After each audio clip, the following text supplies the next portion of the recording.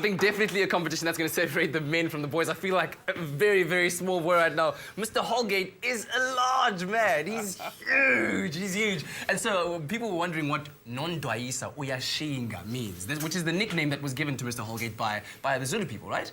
I had the good fortune of growing up with the Zulus and in northern Zulu, and in those young days, I was a lot younger then. I was quite fit, and in many instances, I could outwalk some of my Zulu friends. So they called me Nondwayisa, and Nondwayisa was Shinga. Now, Nondwayisa is the Zulu name for an African jacana. You know that tall bird with the long legs, big feet? Walk, balance on the water lilies. The African jacana, the Nondwayisa. So, yeah. Wow, that's a very endearing nickname indeed. Sort of bird-like creature, hardly, if you look at me today, but with long legs and big feet. Well, right now we're about to take on our Espresso Omelette Challenge. I gave you the rules of how it works. You have 2 minutes, and hopefully you're going to beat our leaderboard time, which is 1 minute and 48 seconds. That was set by Jeremy Mansfield. I showed you how to do it, so I hope that you're ready. Your pan is smoking hot, so I'm going to count you down, and we're going to play some omelette-making music for you while we do it. You ready? Okay, let's go for it. 3, 2, 1, go right ahead. And we'll put a bit of oil, I guess. Oh, there you go. There we go. Don't forget to whisk the eggs. Much. I mean, shall we whisk the eggs? I suppose it's important. Very, very important. There we go. Whoopsie daisy. You got a very good technique of cracking.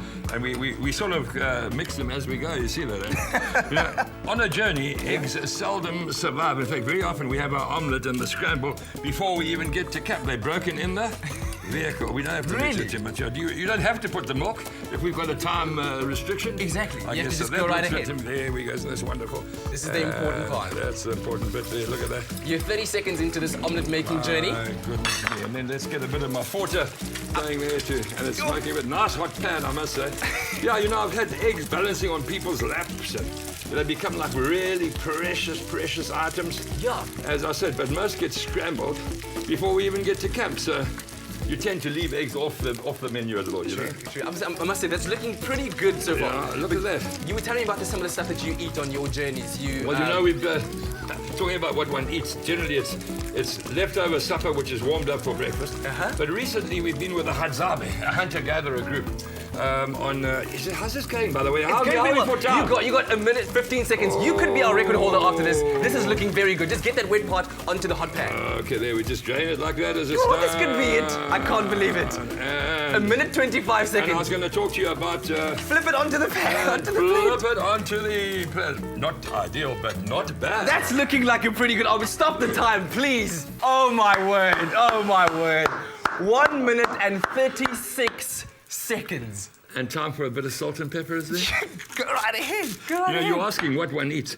Just recently, we've been with the Hadzabe people. Yes? Hunter-gatherers, much like our own sand people, down there on Lake Iyazi, part of the African Rift Valley. Can you imagine, we got there, was before sunrise, fire stick to make the fire. Off we went hunting. All we got was some ground squirrels, some rats. Getting back, they made a little fire. On went the rats. I'd never eaten a rat before. Yeah? What does it taste like? I decided to cook it well. The little kids got pieces of skin. It was like a delicacy. When I'd eaten my portion of rat, I said to the Hadzabe, as a mark of respect, let me get something for you and we'll reciprocate. Went to the Land River, came out with a piece of good old wet and fatty biltong. Nice. Cut it into slices, gave it to the Hadzabe with this great sort of feeling of expectation we'd given them. I need to take this off, yes, because it's going to burn. There we go. Here we go, yes. Thinking, man, these guys are going to be grateful for our South African delicacy. The first guy popped it in his mouth, out it shot. So the interpreter, he says, this is going to make me vomit. It's too fatty. Too fatty. You know what they did with the biltong? They cooked it. And I said, so what's your favorite? He said, baboon.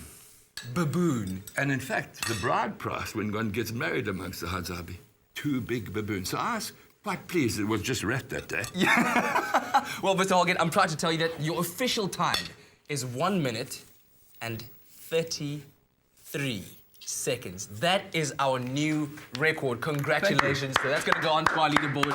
Should I taste your omelette? It's a little bit scrambly. All right. That is not bad at all. No, it's hot.